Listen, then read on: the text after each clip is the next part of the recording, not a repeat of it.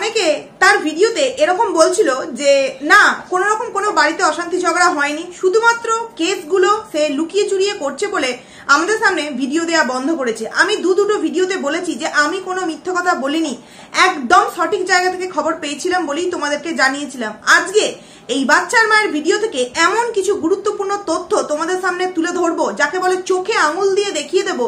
তোমরা নিজেরাই বুঝতে পারবে যে আমি যে কথাগুলো বলেছিলাম তোমাদের সামনে একটাও কিন্তু মিথ্যে কথা বলিনি, তার প্রত্যেকটা কথা কিন্তু সত্যি বলেছিলাম। এইবার দেখো, বাড়িতে যে তার মায়ের সাথে অশান্তি হয়েছে আমি কেন কথাটা বলেছিলাম, কারণ চেঁচামেচিটা কিন্তু মায়ের সাথেই শোনা গিয়েছিল, বাচ্চার মায়ের সাথে তার দিদার চেঁচামেচিটাই হয়েছিল, এটা কিন্তু শোনা গেছিল। তাই আমি কথাটাকে বাচ্চার দিদার কথাটাই বলেছিলাম। হয়তো হতে পারে যে অশান্তিটা, মেন অশান্তিটা ঠাম্মি বা দাদা, বাবা তো ছিল না, বৌদির সাথে হবে বলে মনে হয় না, সেখানে হতে পারে ঠাম্মির সাথে বা দাদার সাথে কারো একটা সাথে হয়েছিল, সেখান থেকে মাঝখান থেকে মা চেঁচামেচিটা বেশি করেছিল বলে মায়ের গলাটা শোনা গিয়েছিল বলে কিন্তু আমি তোমাদেরকে বলেছিলাম যে মায়ের সাথে একটা ঝগড়া অশান্তি হয়েছে, যার জন্য কিন্তু সে বাড়ি থেকে বেরিয়ে গেছে, এরকম একটা কথা বলেছিলাম। তবে বেরিয়ে যাওয়া মানে কিন্তু আমি এটা বলিনি যে সর্বকালের জন্য সে তার বাবার বাড়ি ছেড়ে অন্য কোথাও চলে গেছে। সেই মুহূর্তে সে তার ওই বাড়ি থেকে অন্য কোথাও গিয়েছিল, এটাই তোমাদের সামনে আমি জাস্ট বলেছি, এবং যেখান থেকেই খবর পেয়ে থাকি খুব ভালো জায়গা থেকে খবর পেয়েছি। এবার আসছি ভিডিওর মেন প্রসঙ্গে। বাচ্চার মায়ের আজকের ভিডিওর প্রথম থেকে লাস্ট অবধি পুরোপুরি যে মিথ্যে, প্রতিটা পয়েন্টে পয়েন্টে তোমাদেরকে আমি ধরিয়ে দেবো। কি সুন্দরভাবে সে ভিডিওটি যখন স্টার্টিং করলো আমাদের সামনে বললো যে কি জানো তো, প্রতিদিন কি একঘেয়ে তোমাদেরকে ভিডিও দেখাবো, ওই থানায় যাওয়া, ওই পুলিশের কাছে যাওয়া, জানি এগুলো দিলে আমার ভিউজ হয় একটু, তবু কি দেখাবো বলো তো একঘেয়ে ভিডিও তোমাদের কাছে। তো হ্যাঁ, ঠিকই বলেছে বাচ্চার মা, জুয়ার ব্যান্ড প্রমোশন করে সে মানে অনেক টাকা একসাথে ইনকাম করতে চায়, অথচ সে জানে যে ওই কোর্টে যাওয়ার ভিডিও দিলে, ওই বসিরহাট যাওয়ার ভিডিও দিলে, ওই থানায় যাওয়ার ভিডিও দিলে ভিউজ কিন্তু একদিনে 1 লাখ আসবে। তা সত্ত্বেও নাকি সেই মেয়েটা সেই ভিডিওগুলোকে আমাদের সামনে দেয়নি। এই রকম কথা যারা বিশ্বাস করবে তারা নিজেদেরকে যে যত বড় চালাক মনে করে, তারা নিজেরা সব থেকে বড় বেশি অতটা বোকা, যেই কারণেই ওর এই কথাটাকে বিশ্বাস করবে। তোমরা ভেবে দেখো না একবার, যেই মেয়েটা দুবার স্ট্রাইক খাওয়ার পরেও সে নাকি আর একটা যে শর্ট আইডি আছে তাতে আগে চেক করে যে এই ভিডিওটা দিয়ে দেখি স্ট্রাইক আসবে কিনা, যাই দেখেছে যে হ্যাঁ স্ট্রাইক আসছে, সঙ্গে সঙ্গে সেই আইডি থেকে সেই ভিডিওটাকে ইউটিউব রিমুভ করে দিয়েছে। মানে সে 2টো স্ট্রাইক খাওয়ার পরও কিন্তু আবারও রিস্ক নিয়েছে, ঝুঁকি নিয়েছে, কি না একটু বেশি টাকা ইনকাম করবে। কারণ কি, ওই সমস্ত জুয়ার অ্যাডগুলো দিলে একটু কিন্তু বেশি টাকা দেওয়া হয়, মানে মিনিমাম 15-20 হাজার তো এরকম দেয়াই হয়। তো সেখান থেকে দাঁড়িয়ে সেই মেয়েটা জানে যে কোর্টে গেলে, বসিরহাট গেলে, থানায় গেলে এই সমস্ত ভিডিও যদি একটু টাইটেল থাম্বনেলে দিয়ে দিতে পারি, সেটা 5 মিনিটেরই ভিডিও আর 15 মিনিটেরই ভিডিও, ভিউজ কিন্তু অনেকটা হবে, তাই থেকে অনেকটা টাকা ইনকাম হবে। সেখানে নাকি এই বাচ্চার মা বলছে যে আমার ওই সমস্ত ভিডিও দেখাতে তোমাদেরকে ভালো লাগে না, একঘেয়ে। আচ্ছা, ও যে বললো একঘেয়ে ভিডিও আমাদের সামনে দেখাতে ভালো লাগে না, আজকের ভিডিও কি নতুনত্ব তোমরা দেখতে পেয়েছো? ও যে বললো একঘেয়ে ভিডিও আমাদের সামনে নাকি দেখাতেও ভালো লাগে না, ওর নাকি করতেও ভালো লাগে না, বোরিং ফিল হয়। তাহলে আজকের ভিডিওতে কি নতুনত্ব দেখলে? সেই তো সুন্দরীকে দেখতে পেলে, সেই তো সবজি কাটা, সেই তো রান্না করা, সেই তো নিজের চুলে কালার করা, এবং সেই ঘুমাতে যাওয়া, এই তো দেখলে। নতুনত্ব কি তার ভিডিওতে কিছু দেখতে পেয়েছো বন্ধুরা? কিচ্ছু কিন্তু দেখতে পাওনি, কিন্তু সে মিথ্যে বলে দিল ডাকপাক। আরো একটা কথা, কালকের ছোট্ট যে 3 মিনিটের একটা ভিডিও দিয়েছে, তাইতে সে কি বললো যে আইনি পরামর্শদাতারা তাকে বারণ করেছিল যে এই সমস্ত বিষয়গুলো যাতে পাবলিক বা ওয়াইটি প্ল্যাটফর্মে না আনা হয়, সেই কারণে আমি তোমাদের সামনে এই 3 দিন যাবত কোনো ভিডিও দিইনি। কিন্তু আজকের ভিডিওতে সে কি বললো যে একঘেয়ে ভিডিও হয়ে যাচ্ছে, যেই কারণে আমার ভিডিও করতে ইচ্ছা করছে না, তোমাদেরকেও এই একঘেয়ে ভিডিও দেখাতে ইচ্ছা করছে না। আচ্ছা, একটা মুখে একই দিনে 2টো আইডিতে কিভাবে 2 রকম কথা বলতে পারে? দেখো, ওই ভিডিওটা কালকে ইনস্ট্যান্ট আপলোড করে দিয়েছে শর্ট আইডিতে, এবং কালকে যে ভিডিওটা শুট করেছে, মানে বুধবার যে ভিডিওটা শুট করেছে, সেটা আজকে আমাদের সামনে ওর ব্লগ আইডিতে পাবলিক করেছে।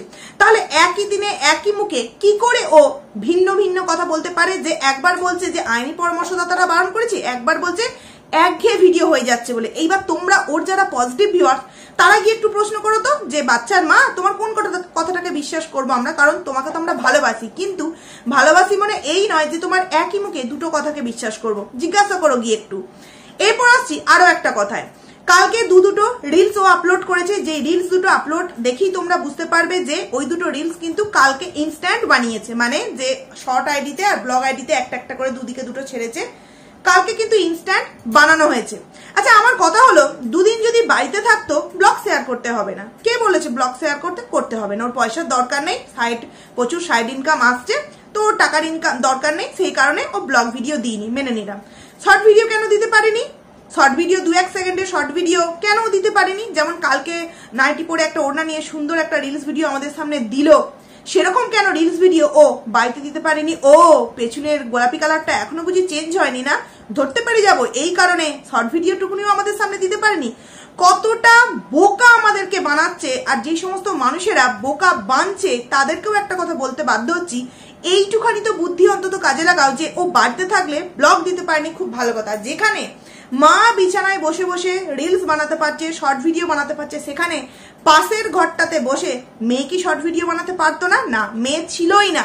আর তোমাদের কি মনে হয় মেয়ে যদি বাড়িতে উপস্থিত থাকতো মা একা ওই ফানি ভিডিওগুলো দিত?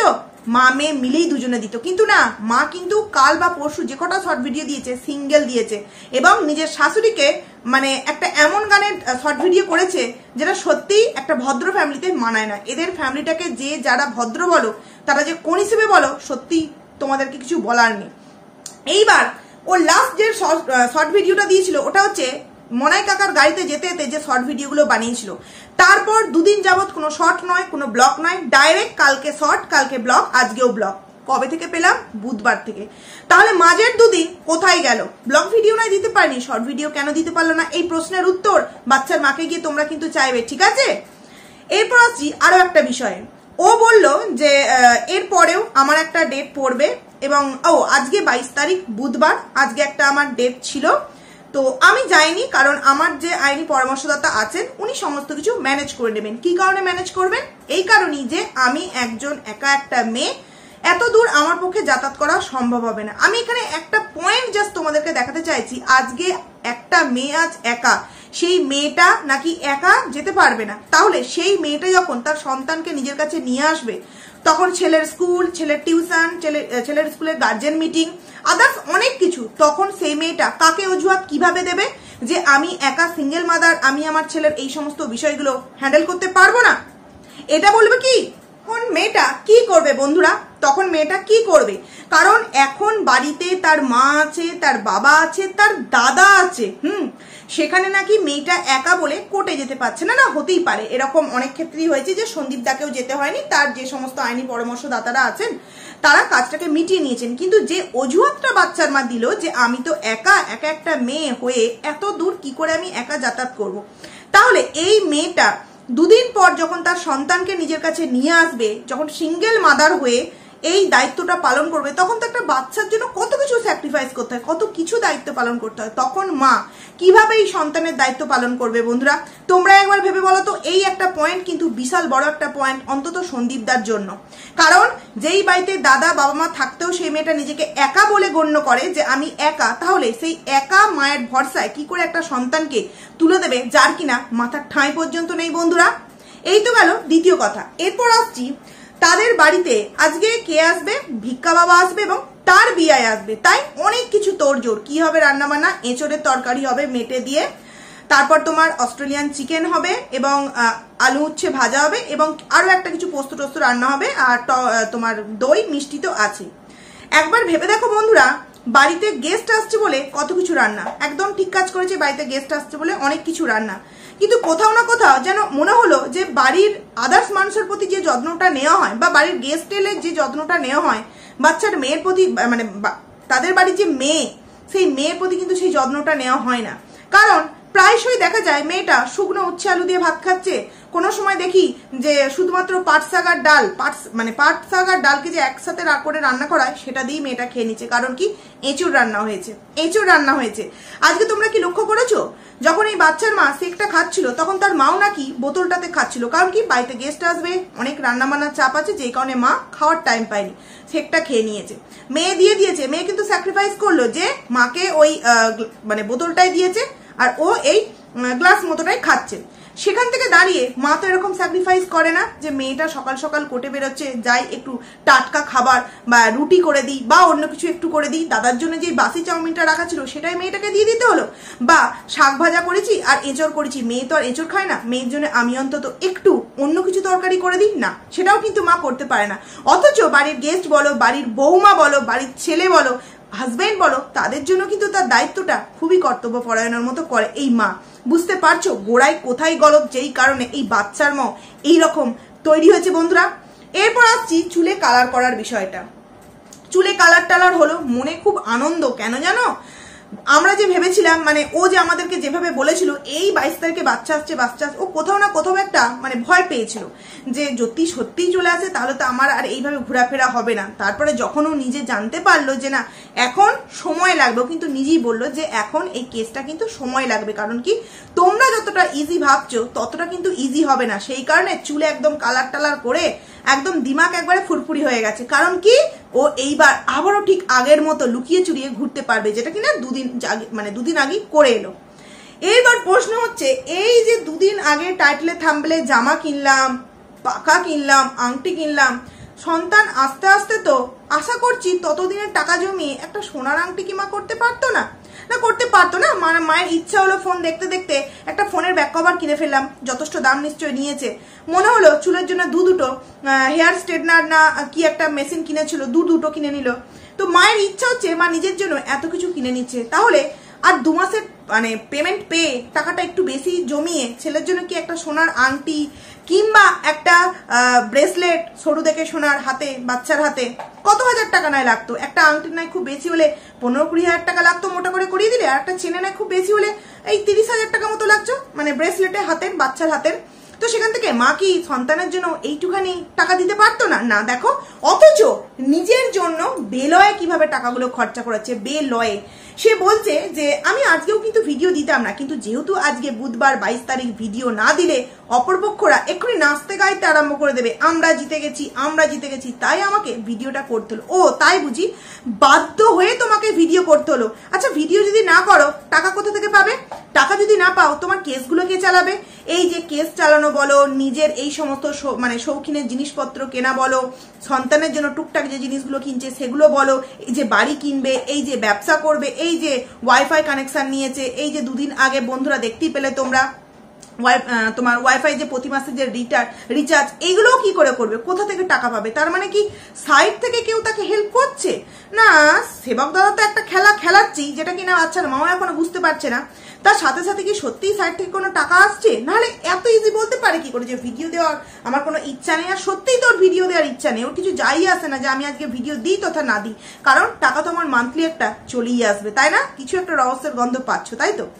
তো এইপর আসি যে তোমাদেরকে আমি প্রথমে কেন কথাটা বললাম যে তোমাদেরকে চোখে আঙুল দিয়ে আমি দেখিয়ে দেব যে এই বাচ্চার মা 2 দিন যাবৎ বাড়িতে ছিল না, একদম তোমাদেরকে আমি চোখে আঙুল দিয়ে দেখিয়ে দেবো।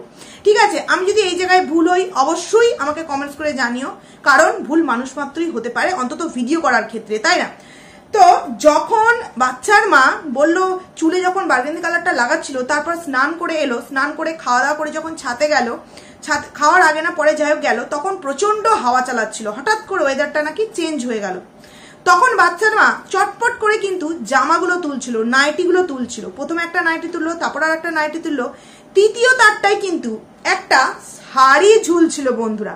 কোন শাড়িটা?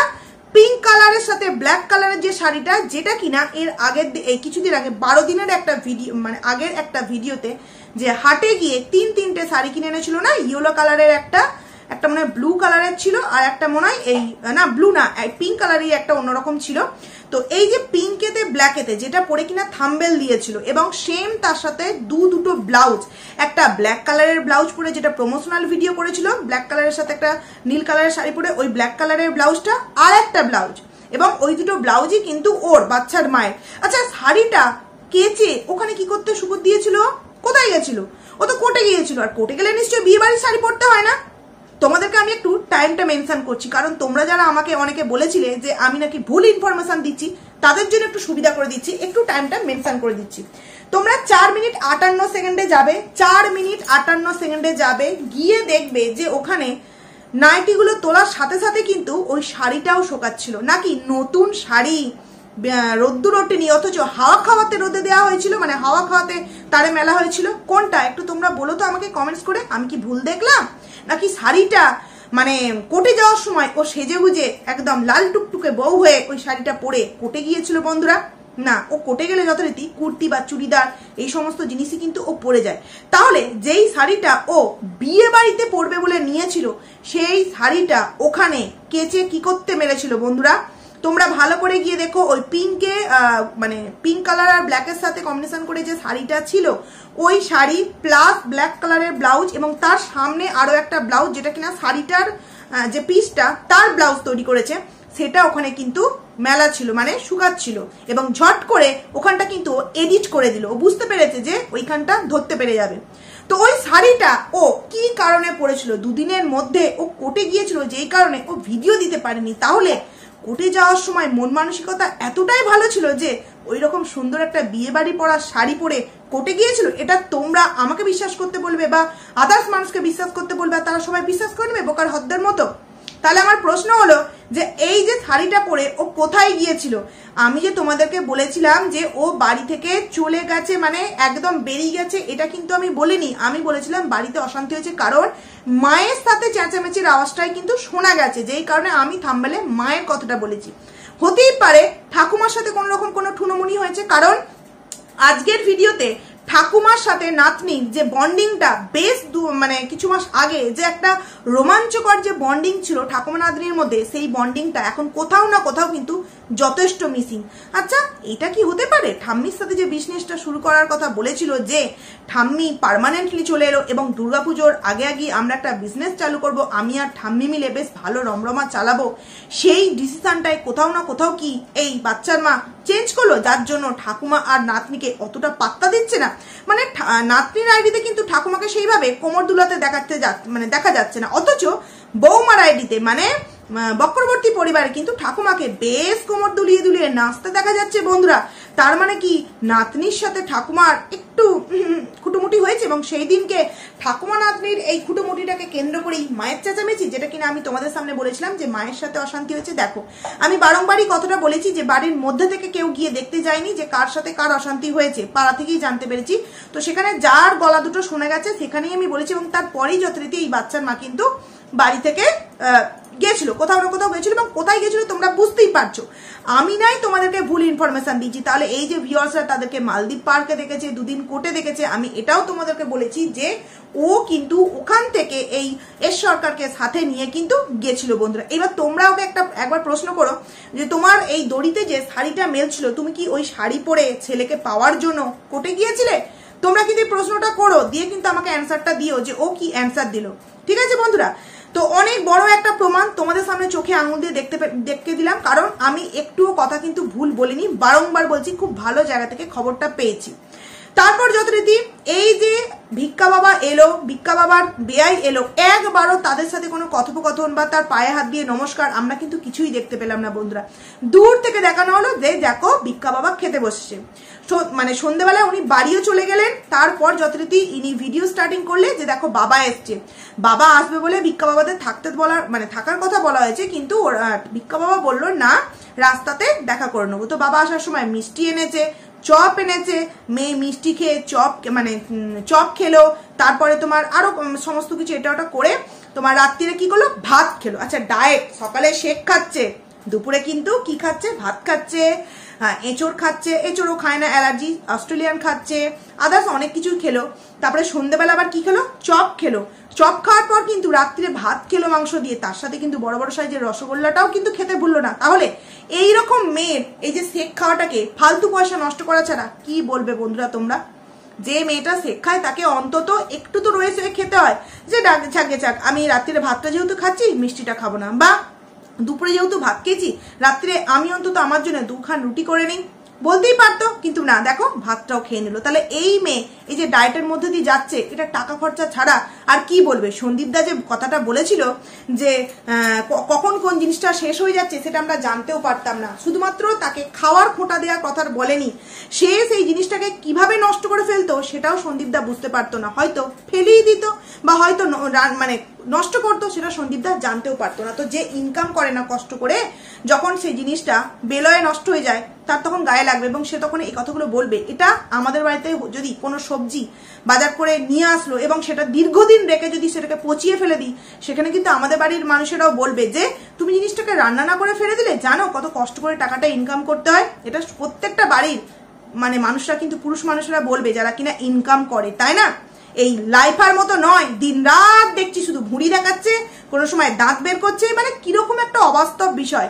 বাবা দাদা কোনো রকম কাজে কমবে নেই, বোন বাড়িতে যতক্ষণ থাকবে ততক্ষণ বাজারঘাট হবে, নচেত বাজারঘাট হবে না। কি অদ্ভুত বিষয় বন্ধুরা। তো যাই হোক, তোমাদেরকে 4 মিনিট 58 সেকেন্ডে যাওয়ার কথা বললাম, তোমরা নিজেরা গিয়ে দেখো, গিয়ে তোমরা বিচার করো যে কথাটা আমি বলেছিলাম সত্য না মিথ্যা। তো চলো, ভিডিওটাকে আমি এখানেই এন্ড করছি। কেমন লাগলো অবশ্যই তোমরা কমেন্টস করে জানিও। তো চলো, টাটা।